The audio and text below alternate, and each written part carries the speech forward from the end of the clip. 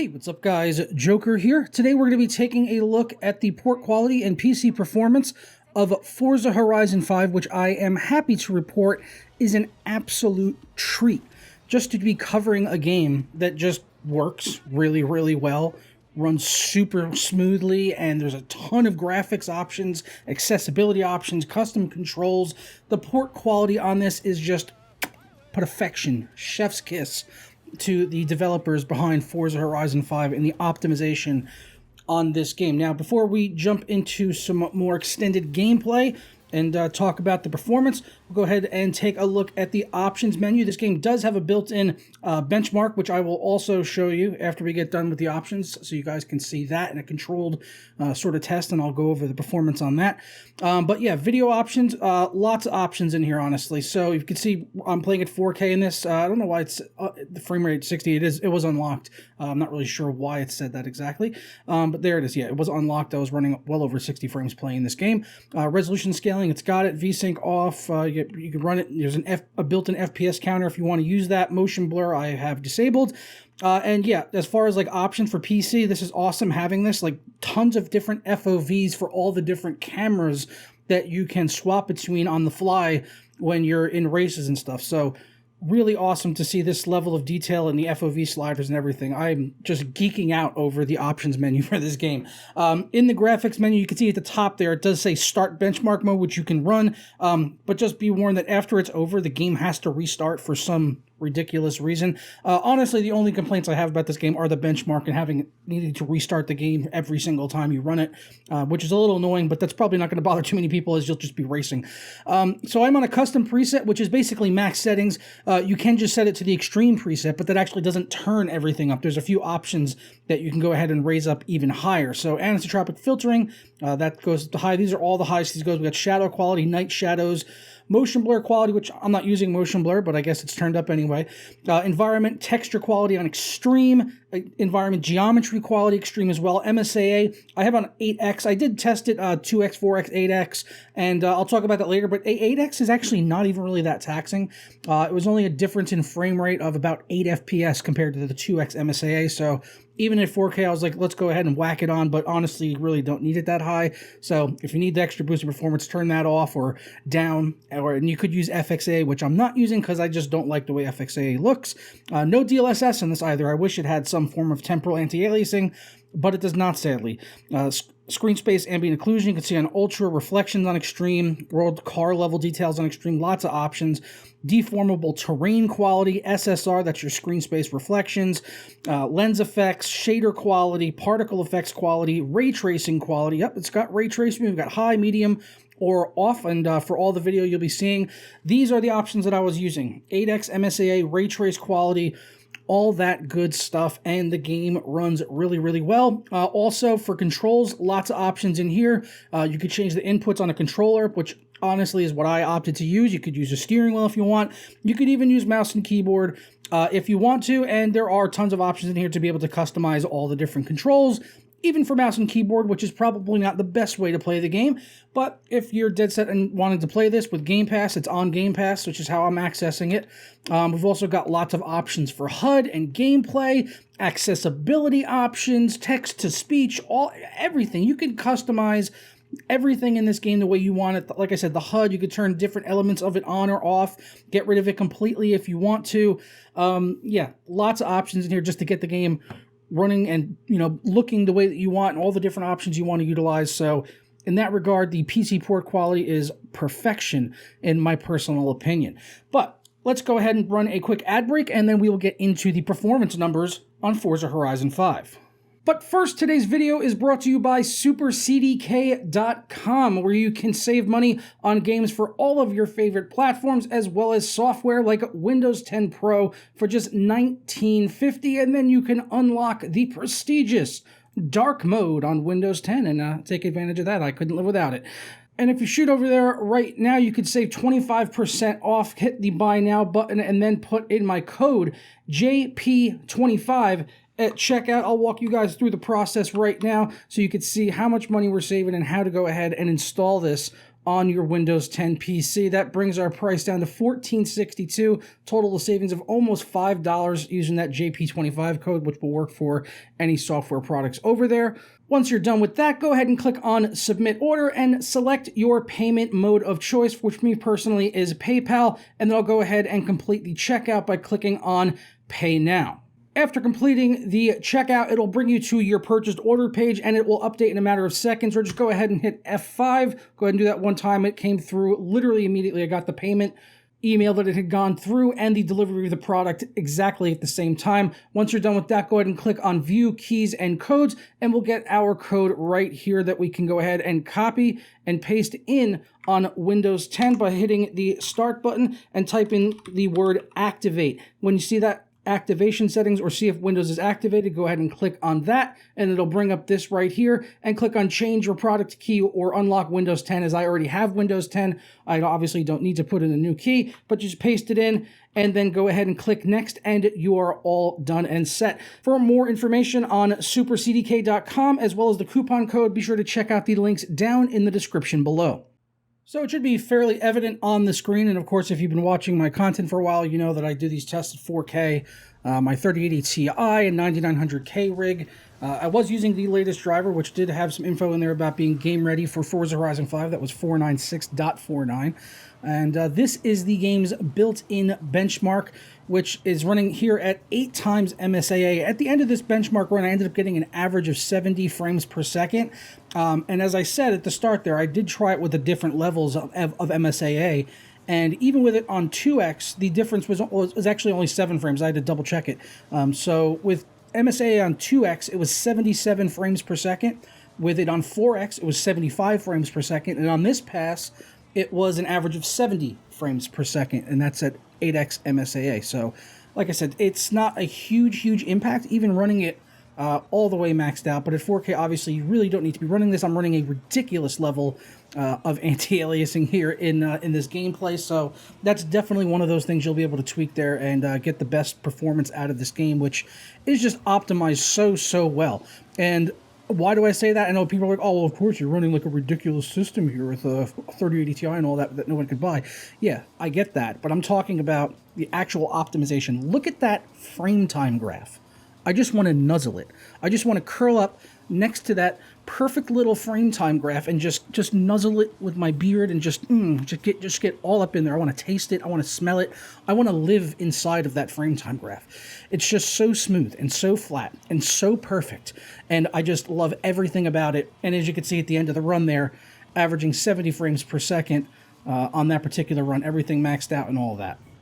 Now, I actually also really liked the opening sequence of this game, which is, it's kind of holding your hand a little bit and just introducing you to the game. But what I really liked about it from a benchmarking perspective is that it takes you through various different environments. As you can see here, where they drop you in this Ford Bronco, you're in a snowy mountain environment, and as you can see, just like in the benchmark, running very well, 70 frames per second. And of course, you can get that in the actual game. The MSAA does seem to have a little bit more of an impact than the benchmark itself, as certain areas are just a lot more taxing than others. So, like I said, going through this snowy area, this is not that particularly taxing, and in the cities, it's not that taxing either. I would say the most taxing area was the jungle environment. So once you get in there was a lot of drops down into the 50s and stuff, and turning the anti-aliasing down would improve that quite a bit, but still running very well. Yeah, demanding, but the frame time graphs were still smooth. There's no hitching, no stuttering, none of that sort of nasty business that we see in poorly optimized titles, which is really what I'm always talking about when I'm talking about well optimized. I'm talking about that kind of stuff. Yes, it can run at a high frame rate. Battlefield 2042 ran at a pretty high frame rate for me, but it stuttered and hitched all over the place because of its terrible DirectX 12 implementation. These Forza games have been on DirectX 12 for quite a few years now. They've got a great engine and killer DirectX 12 implementation, and all the games they put out run really well. I will note that the in-game cutscenes, some of them are pre-rendered, and they do run at 30 frames per second capped. As I said, it's because they're like pre-rendered movies.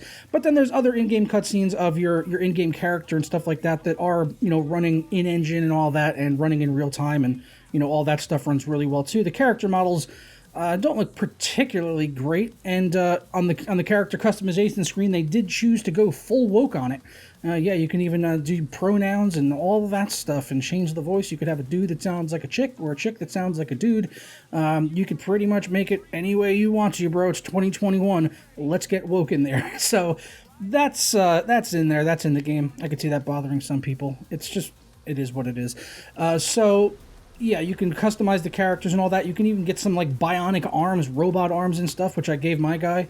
My backstory is that he lost his arms in Iraq and then came back, got some bionic metal arms, and now he's like half robot, half man, and full-on race car driver.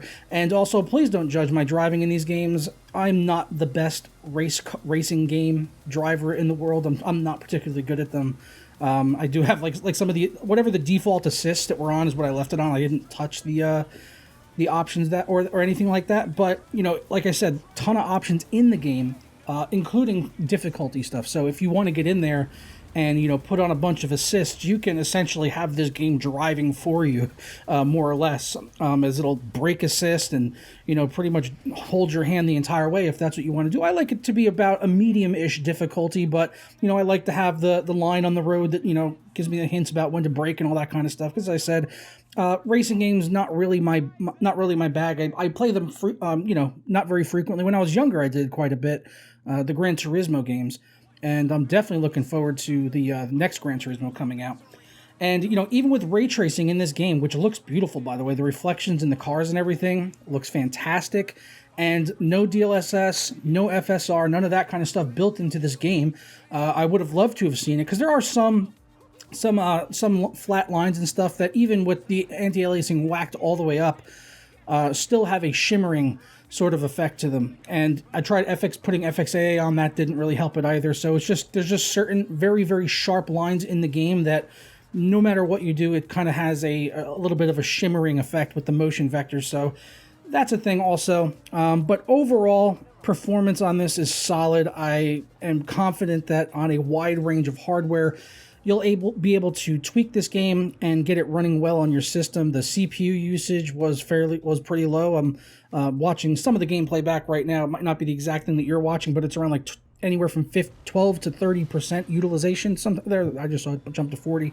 Again, might be different from what you're seeing on screen, because I'm just watching back some of the footage that I recorded here in the jungle, where the frame rate was rather on the low side. But overall, this game absolutely gets my seal of approval as far as PC port quality is concerned. If you're interested in it, I would definitely check it out. If you have Game Pass, you'd be crazy not to check it out. Yeah, I've got the Game Pass, and I was able to get this game, no extra charge, day one. Well, not really day one. There was an early access on Friday. If you bought like the $100 like deluxe edition or something, which even if you had Game Pass, you didn't get access to, which was a little disappointing. I was actually ready on Friday to go ahead and play this game, and I just couldn't, because I didn't know there was like an early release date for people that spent more money on the game, which is, I don't really like the fact that they did that. For various reasons, and separating the community in that way, and, you know, trying to entice people to just buy a higher edition version of the game just to get early access to it. And also because of, like you said, Game Pass, I feel like should have included that, because when you think about Origin and Origin Premium or EA Play, whatever they changed it to now, when you on the Origin thing, they give you whatever the highest edition of the game is. So if you buy Battlefield, you're essentially getting the highest edition of that game, even if you have an EA Play subscription and you don't buy the game yourself. And they also include early access to EA Play members. So one of the few things I could say that Electronic Arts actually does quite well, and better than, I guess, Microsoft here with Forza Horizon 5, and or I should say, and the Game Pass in itself, which definitely has a lot more games, a lot of really good high-quality games on there. But I do wish, when it came to game releases, that they would follow the lead of someone like EA, that gives you like the highest version of the game. You get all of the extra content, you know, loaded in there. If there was any like pre-order bonuses and all that kind of stuff, you get that. When new maps come out, you get those, all those sorts of things. And yeah, there were some microtransactions in the menus that I saw in this, so take that for what it is. But overall, PC port, perfection. And the game's actually pretty fun. Like I was saying, I'm not a huge racing game fan, but I like the fact that this is sort of like open world and there's a narrative to it, and you can, you do more than just, race. I mean, yes, that is the primary purpose of the game, but you can also just drive around and, expand out your garage and get new stuff, new gear, all that stuff for your car, and earn that through just normal gameplay, which is always nice to see that you don't have to buy everything in the game to get everything. So I might actually continue playing this. I do wish it was on. I know it's an Xbox and PC exclusive, which is a little unfortunate. I wish it was on PS5 because I'd like to play it downstairs on my big 75-inch LG TV and all of that. And I don't have a gaming computer hooked up to that, so can't really play this on the TV downstairs. Which I would probably put a lot more time into this game if I could kick back on my couch and just sort of explore the open world in this game. But I've heard it runs really well on the Xbox as well, on the Series X, 4K, 60 and all that. Or I think it's like 1440 or something in the performance mode. And it doesn't seem to have that much of a hit on the visuals and stuff. I think it still has ray tracing even in the performance mode, but I could be wrong on that. But the ray tracing implementation here on PC is awesome. I wish more games would run as well as Forza Horizon 5 is on the PC with ray tracing and stuff on. But that's all I've got for you guys today. I'm going to go ahead and get out of here. Please let me know down in the comments below if you picked up Forza Horizon 5 and how the performance has been on your PC. Overall, just very pleased, though, especially with them frame times. Just smooth, no hitches or stuttering, nothing crazy. You might see something like if you load into a new area, there might be like a spike for like a half a second. But like once you're actually in and you're driving around, it's super smooth and crisp all the way through, and it looks really good while it's doing it. So I'm going to get out of here. Hope you guys have a fantastic day and enjoy Forza Horizon 5, which is out now for everyone, including Game Pass subscribers. So I'm going to get out of here and leave a thumbs up on the video if you enjoyed it. Subscribe if you're not already, and I'll catch you next time for another video. This has been the Port Report, and I'll talk to you later.